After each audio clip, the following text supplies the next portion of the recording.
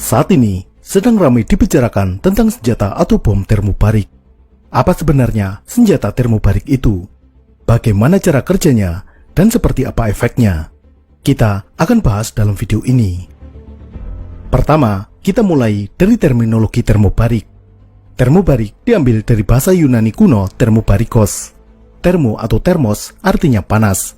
Sedangkan barikos asal katanya adalah baros, yang berarti tekanan atau pressure. Jadi, senjata termobarik adalah senjata yang menghasilkan panas dan tekanan yang besar untuk menghancurkan targetnya. Lalu, apa bedanya bom termobarik dengan bom konvensional? Bom konvensional dalam kandungan bahan peledaknya terdiri dari dua unsur utama, yaitu fuel atau bahan bakar dan oksidator sebagai sumber oksigen. Ledakan merupakan reaksi oksidasi yang sangat cepat antara fuel dengan oksidator yang terkandung dalam bahan peledak tersebut. Contoh, bahan peledak yang paling sederhana adalah gunpowder atau bubuk mesiu. Bahan yang tersusun dari potasium nitrat, sulfur, dan karbon itu, jika diprosentase, terdiri dari 20% fuel dan 75% oksidator. Sulfur dan karbon berperan sebagai bahan bakar, sedangkan potasium nitrat adalah oksidator. Sementara bom termobarik, bahan peledaknya hampir 100% tersusun atas fuel atau bahan bakar saja. Sehingga, dengan bobot yang sama, bahan peledak termobarik mengandung energi yang lebih besar dibandingkan bom konvensional. Oksigen yang dibutuhkan untuk reaksi peledakan diambil dari udara di sekitar ledakan. Jadi, bom termobarik sangat tergantung terhadap ketersediaan oksigen di tempat ledakan. Ini artinya, senjata termobarik juga memiliki kelemahan, yakni tidak bisa digunakan di bawah air. Juga tidak efektif diledakkan di ketinggian, semisal sebagai rudal anti pesawat. Bahkan, keefektifan bom termobarik juga berkurang pada keadaan cuaca ekstrim, semisal hujan badai. Namun, kelebihan bom termobarik sangat efektif untuk menghancurkan target-target yang berada di parit perlindungan, lorong-lorong, gua persembunyian, bunker, dan di dalam gedung. Karena bom termobarik menggunakan shockwave atau gelombang tekanan udara, selama ada lubang udara di tempat persembunyian tersebut, maka tekanan ledakan itu bisa masuk ke dalamnya dan menghancurkan target. Lalu, bagaimana cara kerja dari ledakan termobarik itu? Bom termobarik terdiri dari bahan peledak dalam jumlah relatif besar. Di bagian tengah, terdapat bahan peledak konvensional beserta dengan detonatornya. Ledakan dimulai dari ledakan detonator yang memicu ledakan bahan peledak konvensional. Ledakan ini menekan fuel atau bahan bakar termobarik ke segala arah. Casing bom yang menahan selama beberapa mikrodetik membuat bahan bakar ini temperaturnya meningkat hingga mencapai temperatur auto-ignition, yaitu temperatur yang memungkinkan terbakar dengan sendirinya ketika bertemu dengan oksigen. Setelah casing bom pecah karena tekanan ledakan, maka fuel ini akan terpencar menyebar ke segala arah dan bercampur dengan udara bebas. Karena temperatur auto-ignition, bahan ini segera bereaksi ketika bercampur dengan oksigen dari udara. Reaksi ini menghasilkan panas yang sangat tinggi dan tekanan yang sangat besar. Tekanan udara merambat sebagai gelombang kejut yang mematikan.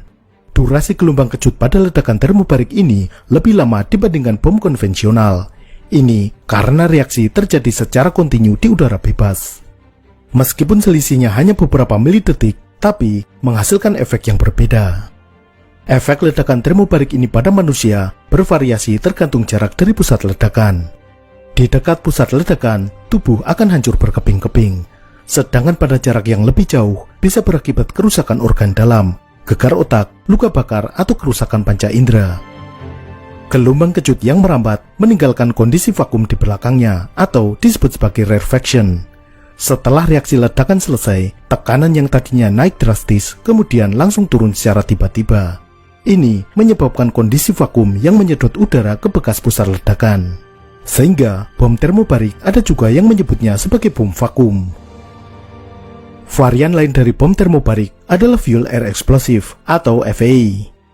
Pada fuel air explosive ini, terdapat dua bahan peledak di dalam bom. Bahan peledak pertama memancarkan bahan bakar hingga menjadi aerosol yang berbentuk seperti awan pekat. Kemudian, bahan peledak kedua akan membakar aerosol ini menghasilkan ledakan yang menyelimuti target. Akibatnya, terjadi ledakan termobarik. Konsep senjata termobarik sudah mulai dirancang oleh Jerman pada Perang Dunia Kedua. Namun, senjata ini baru benar-benar digunakan pada era Perang Vietnam oleh Amerika Serikat. Amerika menggunakan bom termobarik untuk mengebom persembunyian Vietcong di hutan-hutan dan terowongan-terowongan bawah tanah. Uni Soviet juga menggunakan bom termobarik untuk menggempur mujahidin Afghanistan yang membuat pertahanan di gua-gua di pegunungan berbatu. Senjata ini juga digunakan Amerika dan Inggris dalam invasi ke Afghanistan. Bom termobarik juga banyak digunakan Rusia dalam operasi militer di Suriah.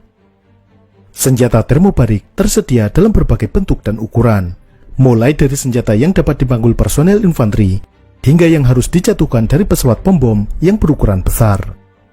Yang ditembakkan infanteri, misalnya munisi TPG-7V yang ditembakkan senjata RPG-7. Yang berukuran besar adalah bom termobarik seberat 7 ton yang disebut sebagai aviatsonaya vakuumnaya bombe pavusne mosneste, atau dalam bahasa Indonesia, bom vakum berdaya ledak tinggi yang dijatuhkan dari pesawat terbang. Senjata ini diberi julukan VOAB atau Father of All Bomb. Ini untuk menyaingi bom GBU-43B dari Amerika yang dijuluki Mother of All Bomb atau MOAB. MOAB sendiri aslinya adalah singkatan dari Massive Ordnance Air Blast.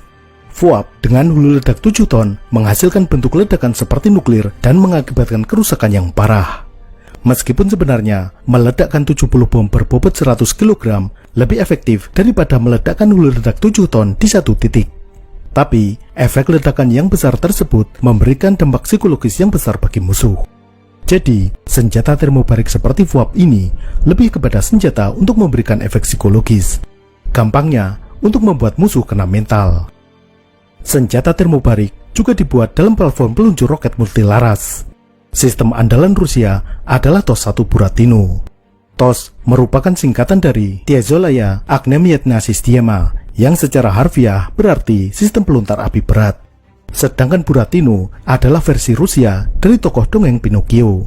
Diberi nama demikian karena saat meluncur, roket yang keluar dari peluncur tampak seperti hidung Pinocchio yang memanjang. Senjata ini sudah diproduksi sejak tahun 1988 dan versi upgrade-nya yakni TOS-1A dibuat sejak tahun 2003. Versi TOS-1A bisa menembakkan roket berhulu ledak termobarik kaliber 220 mm sejauh 6 km. Itulah pembahasan tentang senjata termobarik. Sampai jumpa.